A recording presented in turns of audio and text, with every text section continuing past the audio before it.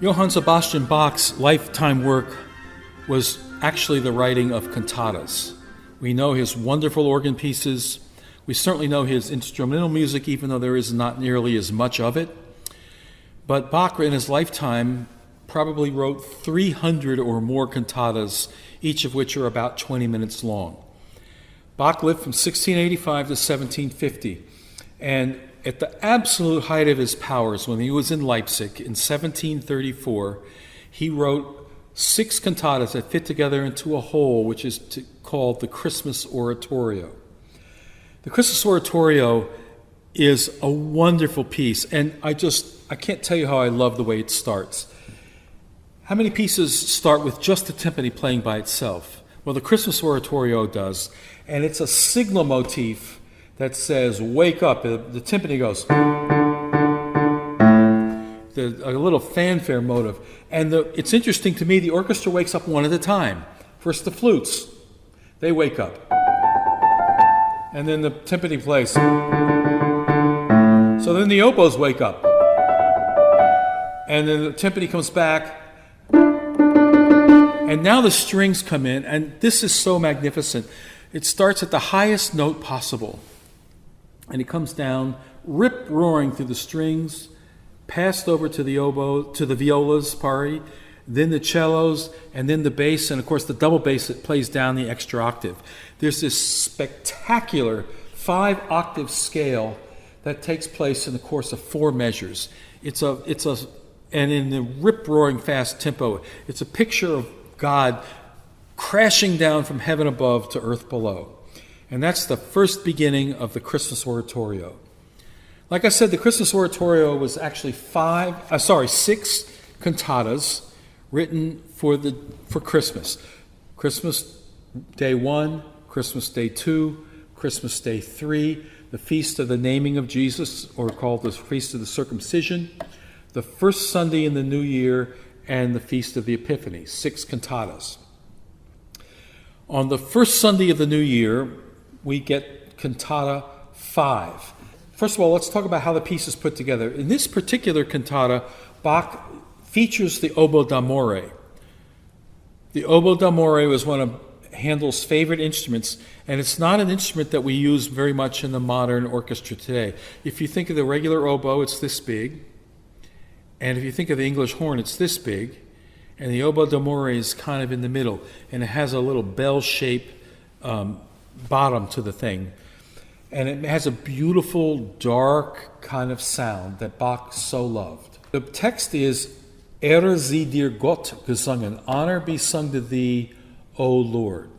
This opening melody is first given by the oboes, and they play it in a way that talks about how we should sing it to the Lord. The Lord, of course, is in heaven above. So the oboe d'amore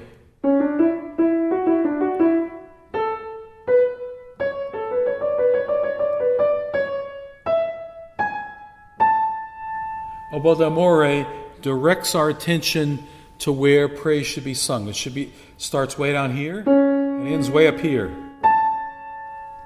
Bach is directing through the instruments. The instruments are making a commentary on where the praise is to be sung. And when the singers come in, they come in and they sing, again, a melody that goes up.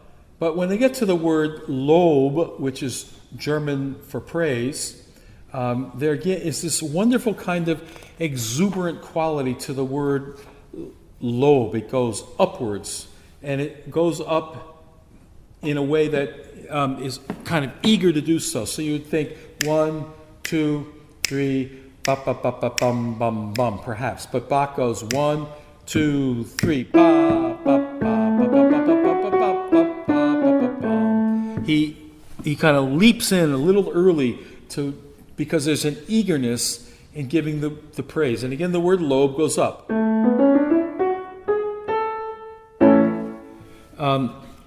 The second word is this word Dank.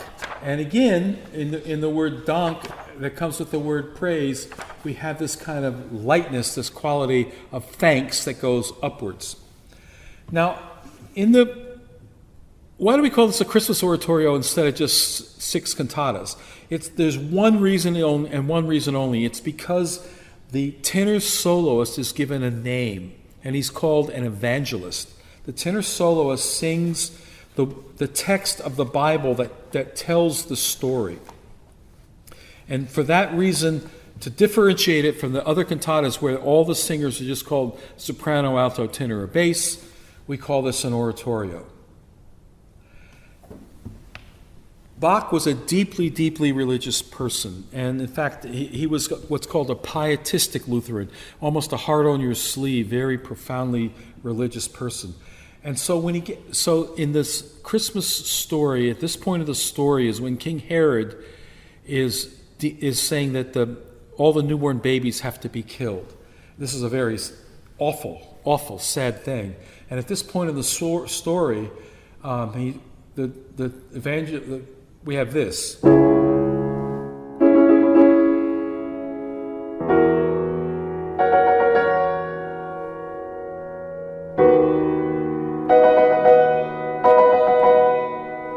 This is, why do we have sorrow here? Why are we so upset? And these figures are kind of somebody shaking with fear, if you will.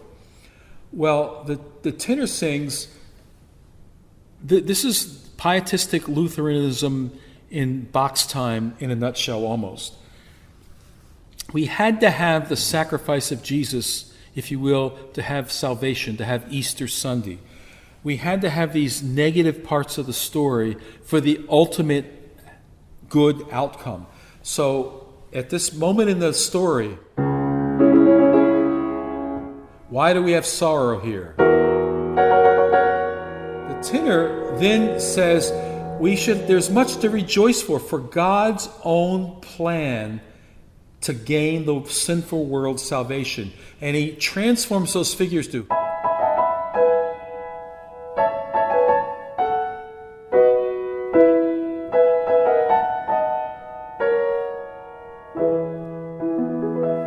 from the minor to the major, from the shaking sadness to the same kind of rhythmic figures, but suddenly they're happy figures. Because in Bach's mind, this terrible part of the story actually led to something good.